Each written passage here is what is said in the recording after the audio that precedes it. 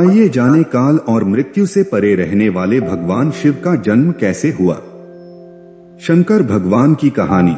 हिंदू धर्म में कुल 4 वेद और 18 पुराण हैं और इन वेदों पुराणों में देवी देवताओं के जन्म से लेकर उनके अवतार और अन्य कृत्यों की जानकारी का वर्णन किया गया है।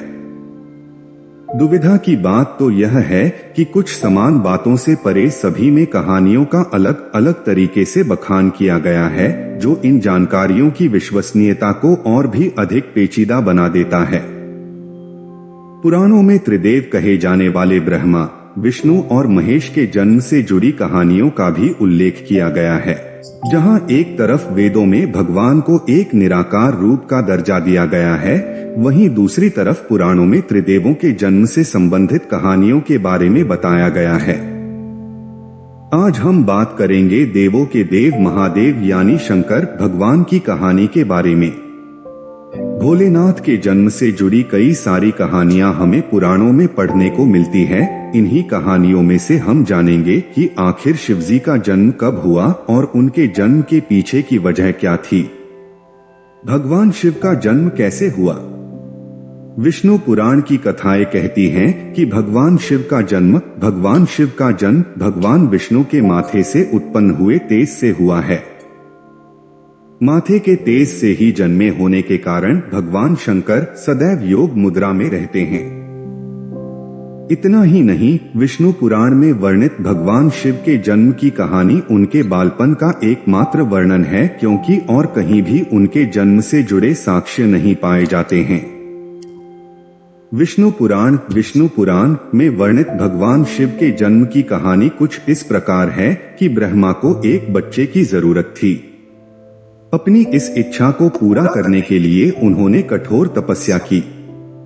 उनकी तपस्या के फल के तौर पर एक रोता हुआ बालक उनकी गोद में आ गया। जब ब्रह्मा जी ने इस रोते हुए बालक को देखा तो यह सवाल किया कि तुम रो क्यों रहे हो। इस पर वह बालक बोला कि उसका नाम ब्रह्मा नहीं है, इसलिए वह रो रहा है। उस नन्हे मासूम बालक की बात को सुन ब्रह्मा ने उसे नाम दिया रुद्र।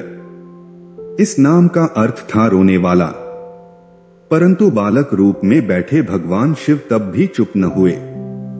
इस तरह बालक शिव को चुप कराने के लिए ब्रह्मा जी ने 8 नाम दिए थे। वे 8 नाम हैं रुद्र, भाव, उग्र, भीम, शर्व, पशुपति, महादेव और ईशान। यही वजह है कि भगवान शिव इन सभी नामों से भी जाने जाते हैं।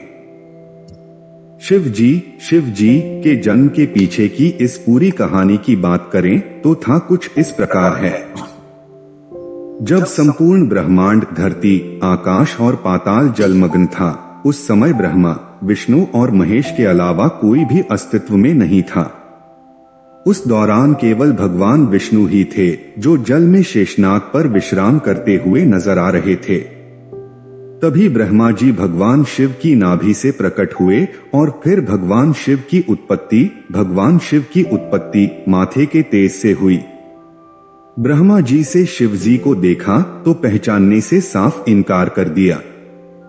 ब्रह्मा के इनकार से भगवान विष्णु को यह भय सताने लगा कि कहीं शिव जी रूठ न जाएं, जिस कारण उन्होंने ब्रह्मा जी को दिव्य दृष्टि प्रदान की, जिससे उन्हें शिव जी के बारे में स्मरण हो आया।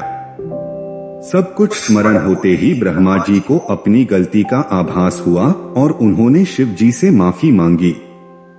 साथ ही ब्रह्मा जी ने शिव जी से अपने पुत्र के रूप में जन्म लेने का आशीर्वाद भी मांगा। भगवान शिव ने ब्रह्मा जी को माफ करते हुए उन्हें आशीर्वाद प्रदान किया। इसके बाद भगवान विष्णु के मैल से उत्पन्न हुए मधुकैटभ के वध के बाद जब ब्रह्मा जी ने संसार की रचना करना आरंभ किया, तब उन्हें एक बच्चे की जरूरत पड़ी। इसी समय उन्हें भगवान शिव से मिला आशीर्वाद याद आया। आशीर्वाद को पाने के लिए उन्होंने तपस्या की और फिर एक बालक उनकी गोद में प्रकट हो गया। अगर आपको वीडियो पसंद आ रही है तो वीडियो को लाइक और चैनल को सब्सक्राइब जरूर करें। भगवान शिव के पिता कौन है। विष्णु पुराण की माने तो शिव जी के पिता ब्रह्मा जी थे, जिन्होंने शिव जी से अपने पुत्र के रूप में जन्म लेने का आशीर्वाद मांगा था। फिर समय आने पर सृष्टि के निर्माण के समय शिव जी ने ब्रह्मा जी के पुत्र के रूप में जन्म लिया। शंकर भगवान के गुरु कौन थे? भगवान शिव स्वयं इस संसार के गुरु माने जाते हैं, जिन्होंने इस संसार में गुरु शिष्य की परंपरा का शुभारंभ किया था। हिंदू धार्मिक ग्रंथ कहते हैं कि ब्रह्मा जी और शिव जी इस संसार के सबसे पहले गुरु हैं। जहां ब्रह्मदेव ने अपने मानस पुत्रों को शिक्षा प्रदान की थी, वही भगवान शिव ने अपने 7 शिष्यों को शिक्षा प्रदान की थी। इन्हीं 7 शिष्यों को सप्तऋषियों का दर्जा दिया गया।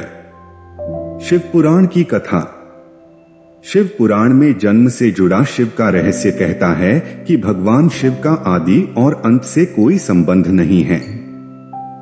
वे काल और मृत्यु के चक्र से बिल्कुल परे हैं।